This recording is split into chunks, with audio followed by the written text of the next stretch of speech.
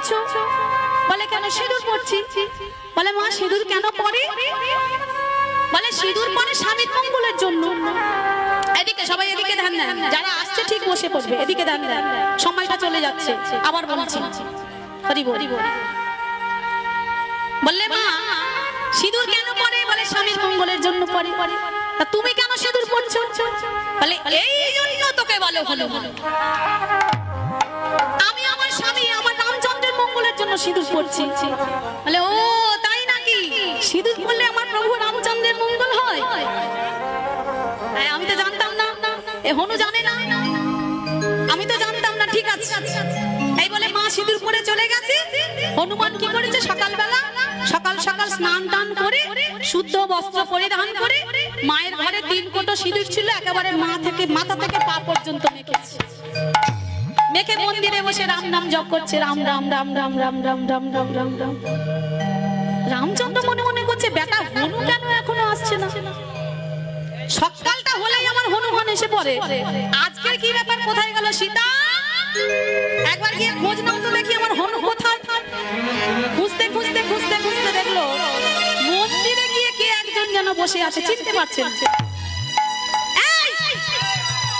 তুই কে? তুই হনু? ও এ হনু, চিনতে পারছো? এই অবস্থা কেন তোর? এই অবস্থা কেন? বলে মা কেন আমি সিঁদুর মেখেছি। সিঁদুর মেখেছিস কেন? সিঁদুর মাখবো না? আমি তোমার ঘরে কালকে গেলাম, বললাম মা তুমি সিঁদুর পড়ছো কেন? তুমি বললে রামচন্দ্রের মঙ্গলের জন্য। আমি কি করবো বলো? তুমি বললে সিঁদুর পড়ছে রামচন্দ্রের মঙ্গলের জন্য। আমি ওই জন্যে কি করেছি জানো?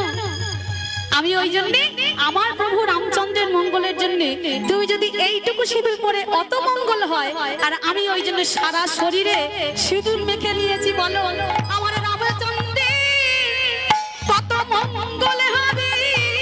আমার রামচন্দ্রে কত মঙ্গল হবে।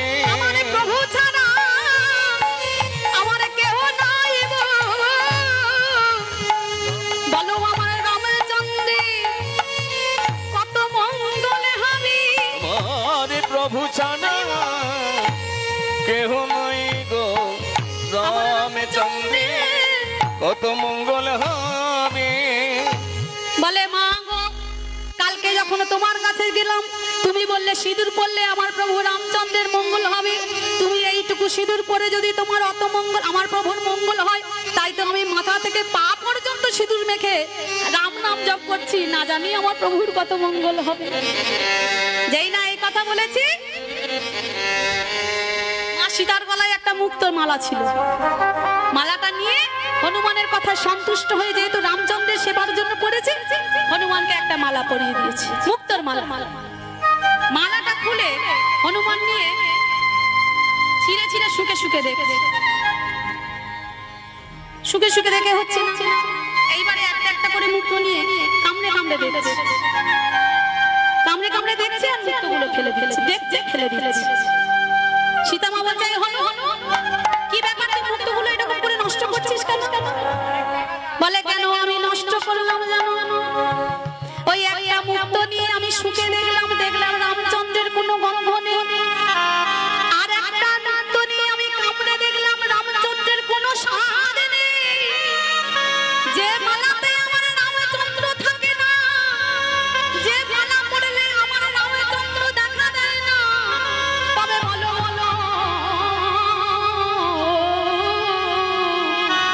জানো মা আমার তেমন মালা চাহি না গো, আমার তেমন মালা চাহি না। যে মালা পড়লে জ্বালা বাড়া,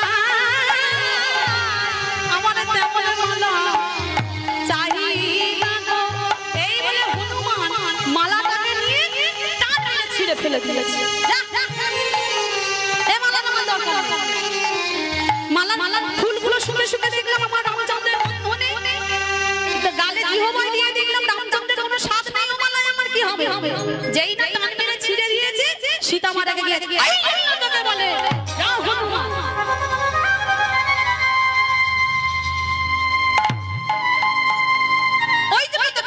মনে ওই যে হনুমানের গলায় মুক্তোর মালা সাজে হ্যাঁ?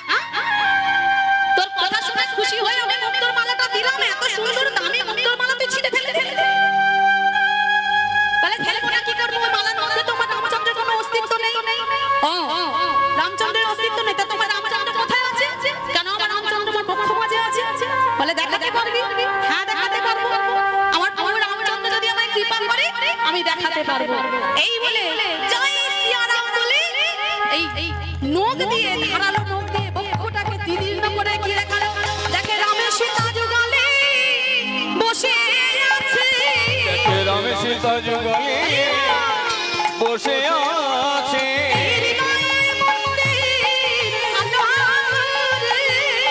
রামের সীতা যুগলে বসে আছে, আলোকে রাম সীতা যুগলে বসে আছে। যেই না বক্ষচিরে রাম সীতার যুগল মন্দিরে দেখালো, সবাই ধন্য করলো হনুমান, ধন্য তুমি হনুমান, ধন্য তুমি রাম ভক্ত হনুমান। তাহলে এই হলো দাস্য রসের সেবা।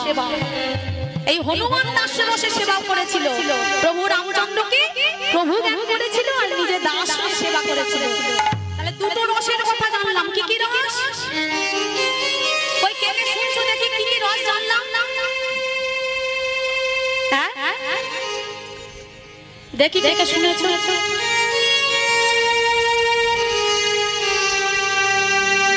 শান্ত রস আর দাস্য রস, দুটো জানলাম তো। এরপরে কি? সখ্য রস, মানে ভগবান হলে আমার বন্ধু। এই সুদামা আর কৃষ্ণ দুজন বন্ধু বন্ধু, এরা হলো, সুদামা হলো সখ্য রসের ভক্ত। ভগবানের 12টা প্রধান শাখা, 12টা উপপ্রধান শাখা ছিল, সখ্য রসের শাখা। তাহলে শান্ত দাস্য সখ্য হলো বাৎসল্য রসের। কে সেবা করেছিল বাৎসল্য রসে? মা যশোদা। বাৎসল্য রসে সবাই আমরা গোপাল নিয়ে একেবারে বিনা মা হয়েছি। মা গোপাল নিয়ে ট্রেন সব জায়গায় ঘুরে ঘুরে বেড়াচ্ছে, কি ভালোবাসে গোপাল। মা যশোদার মতো সেবা করতে পেরেছে। দামোদর রসে দামোদর দামযুক্ত উদর ভগবান যশোদা মার কাছে দড়িতে বাঁধা। কিসের দড়ি? ওই নবলক্ষ ধেনুর দড়ি। যতবার মা বাঁধতে যাচ্ছে 2 আঙ্গুল করে কম করছে। 2 আঙ্গুল কেন কম করছে? 3 আঙ্গুল, 4 আঙ্গুল, 5 আঙ্গুল কম করতে। 2 আঙ্গুল কি? এক হলো ভক্তের ভক্তি আর এক হলো ভগবানের করুণা। ভালোবাসি ভালোবাসি ভালোবাসি মুখে বললে হবে না, যশোদা মার মতো ভালোবেসে দেখো। কতটা তার ভালোবাসা ছিল, কতটা তার প্রেম ছিল, কতটা তার ভক্তি ছিল, অনুরাগ ছিল বলে ভগবান তার কাছে এসে বাধা নিয়েছে। মা যশোদা অহংকার করে বলে, এই গোপাল, তোকে আমি বাঁধবো, দাঁড়া যাচ্ছি। এই বলে বাঁধতে গেছে, নবলক্ষ ধেনু দড়ি কম পড়ে যাচ্ছে। মা যশোদা অহংকার হলো, তোকে বলেছে।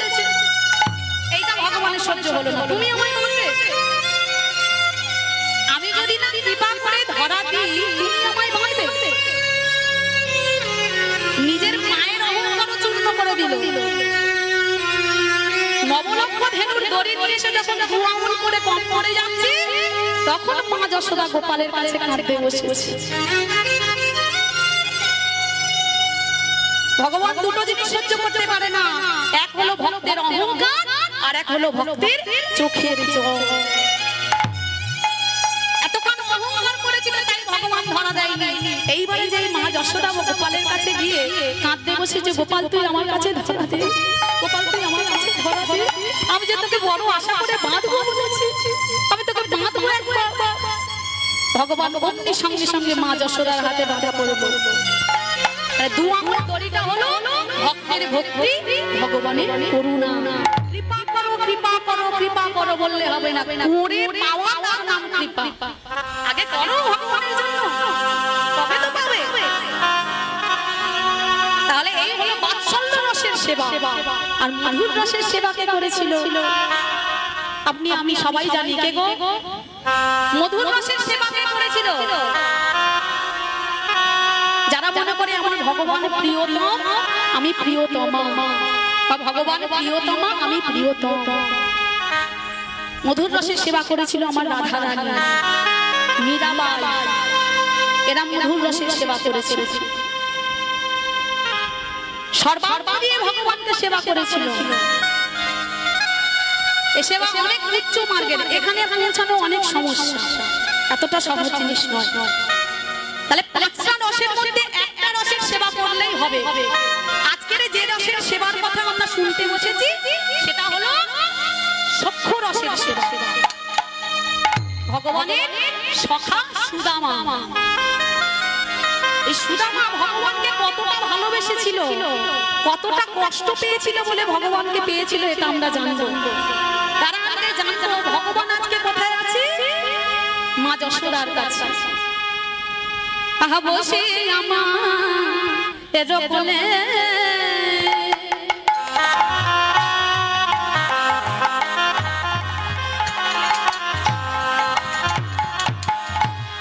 ননি খেতে খেতে বলে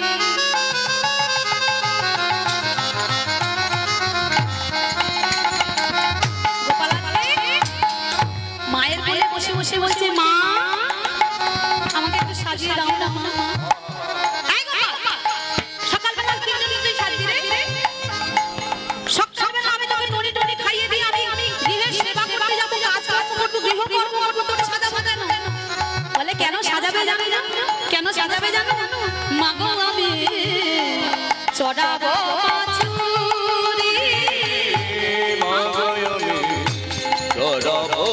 চুরি, আমার মরিয়ে না দেহ ভরা,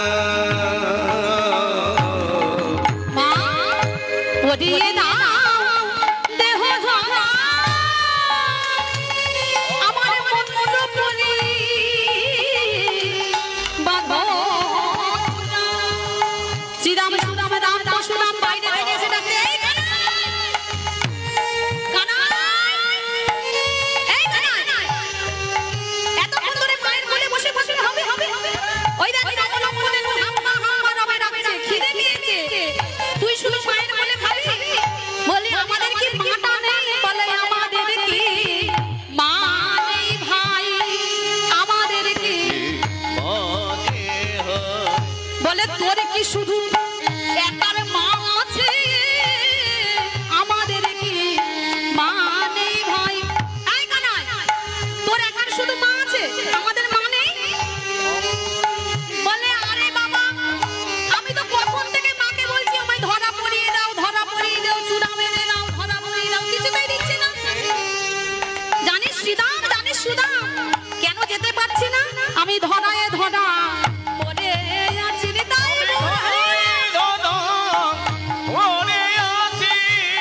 কেমন করে যাব বলে ভাই, ধরায় ধরা পড়ে আছি। আমি কেমন করে যাব রে ভাই, ধরায় ধরা পড়ে আছি। বলে কেমন করে যাব, আমি তো ধরা পড়ে বসে আছি। ধরা মানে কি? ওই যে গোষ্ঠে যাওয়ার সময় এই যে এখানে বাঁধা হয় না, ওটা হলো ধরা। ধরা বলতে এখানে দুটো অক্ষরিক অর্থ বলা হচ্ছে। ধরা মানে এই যে ধরা পড়ে বসে আছি, আবার ধরা মানে আমি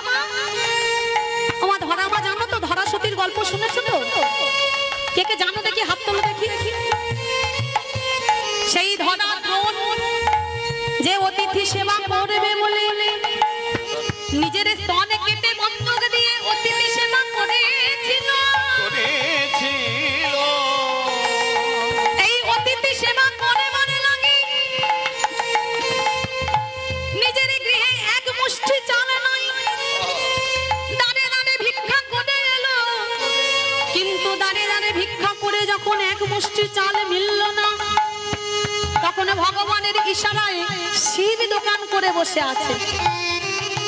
ধরা আমাকে পরীক্ষা করবার জন্য শিব দোকান করে বসে আছে, চাল ডাল মুদি দোকান করেছে, আর আমার ধরা মা সেই দোকানে গিয়েছে চাল ডাল ভিক্ষা করবার জন্য। কিন্তু মুদি ব্যাপারে বললো আমি তো এমনি এমনি দেবো না, বিনিময়ে কিছু দিতে হবে। বললে আমার কাছে তো কিছু নাই, দেবার মতো তোমার আমার কাছে কিছু নাই, আমায় কৃপা করে এক মুষ্টি চাল ডাল ভিক্ষা দাও। আমি শুনেছি তারে অতিথি এলে অতিথি নাকি নারায়ণ হয়, সেই নারায়ণের সেবা করে বড় লাগে, তোমার দ্বারে একটু ভিক্ষা করেছি। ধরা মা ওই শিব যখন মুদি দোকানে এসে বসেছে, গিয়ে ভিক্ষা করতে গেল, মুদি দোকানে ভিক্ষা করতে দিল না, ভিক্ষা দিল না। আর ভিক্ষা দিল না বললে ভিক্ষা দিতে পারি, বিনিময়ে একটা কিছু আমায় দিতে হবে।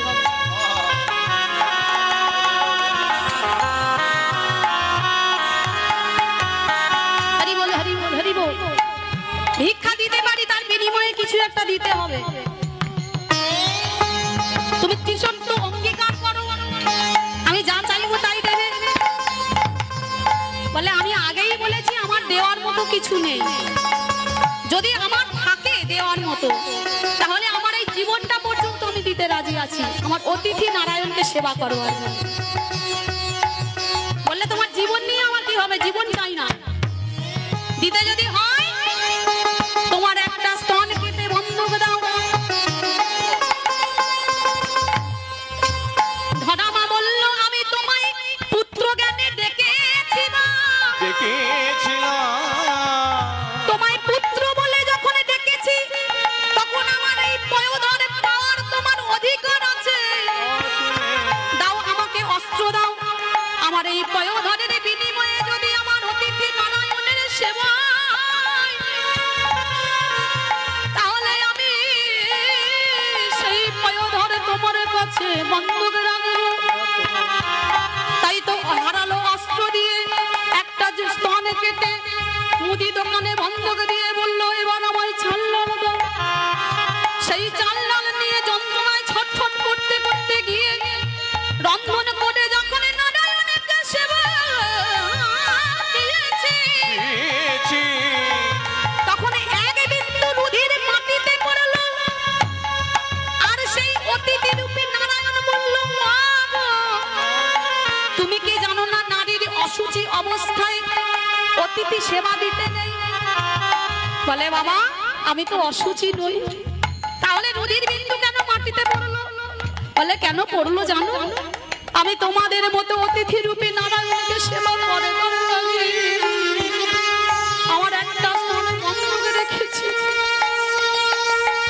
যেই না যন্ত্রণায় ধরা মা ছটফট ছটফট করছে, ওই মা দুর্গা রেগে গিয়েছে শিবের প্রতি। তবে রে তুমি জানো না প্রত্যেকটা নারীর মধ্যে আমি বিরাজমান, আমি প্রত্যেকটা নারীর মধ্যে বিরাজ করি। তুমি ওই ধরা মাকে কষ্ট দিয়েছো, ব্যথা দিয়েছো, যন্ত্রণা দিয়েছো, আমি সহ্য করব না। মা দুর্গা যখন রেগে গেল, শিব বলল তুমি চিন্তা করো না, ওই যে রুধির বিন্দু মাটিতে পড়েছে, ওই রুধির বিন্দু দিয়ে একটা গাছের জন্ম হবে। কি গাছ? বেল গাছের। আর এই বিল্ল পত্র না হলে আমার পূজা হবে না। আর ওই পয়োধর হলো সেই বিল্ল গাছের ফল। যদি কোনো ভক্ত কোনো দামি দামি ফল আমায় দিতে হবে না, ওই একটা সামান্য বিল্ল পত্র আর বিল্ল ফল দিয়ে আমার চরণ মস্তকে যদি অর্পণ করতে পারি, আমি তখনই তার প্রতি সন্তুষ্ট হয়ে যাই। যেই না ধরা মা অতিথি রূপী নারায়ণের কাছে গল্প করো, অতিথি রূপী নারায়ণ বলল মা গো, এ জগতে আমি অনেক অনেক ভক্ত দেখলাম, যাদের 3 তলা বিল্ডিং আছে, তাদের কাছে গিয়ে 10 টাকা দিয়ে চান, 10 টাকা বার করতে গেলে 7 বার ভাববে। পকেট হাতরে হাতরে হাতরে হাতরে একটা ছেঁড়া নোট বার করে তোমাকে দেবে। আর যার এই জীবনে কিছু নাই, যার ভগবানকে দেওয়ার মতো কিছু নাই, সে ভগবানের কাছে বসে কাঁদে, হে ভগবান তোমাকে সেবা দেওয়ার মতো আর আমার কিছু নাই, তাই তো আমার দেহ মন প্রাণে জীবন যৌবন তোমার চরণে সেবা নিবেদন করলাম। এই দেহ মন প্রাণে জীবন যৌবন নিয়ে তার বিনিময়ে আমায় এই ভক্তি দাও, এই প্রেম দাও। ধরামা বলল, হে অতিথি রূপী নারায়ণ, আমার চিনতে আর ভুল হয় নাই, তুমি কোনো সাধারণ অতিথি নও। এইবার আমাকে যুগল রূপে দর্শন দাও।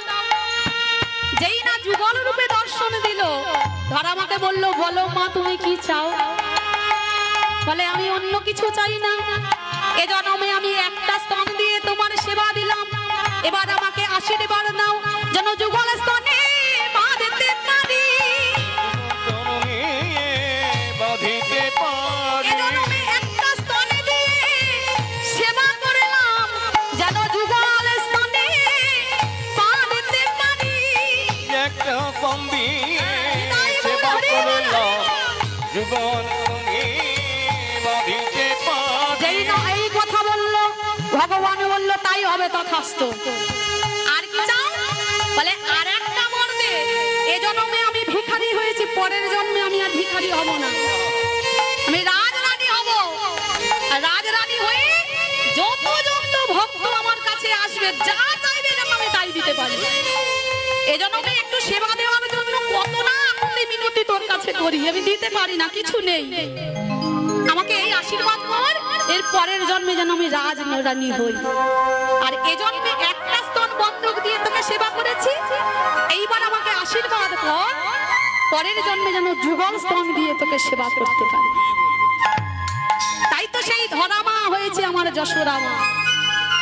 সেই জন্য তো আমার ভগবান শ্রীরাম শ্রীরাম দাম বসুদামকে বললো, আমি ধরায় ধরা পড়ে গেছি। এ যেমন তেমন মামা, এ হলো ধরামা, আর এই ধরামার কাছে আমি ধরা পড়েছি, মানে বাধা পড়েছি। নিতাই গৌর প্রেমানন্দে হরি হরি হরি বল।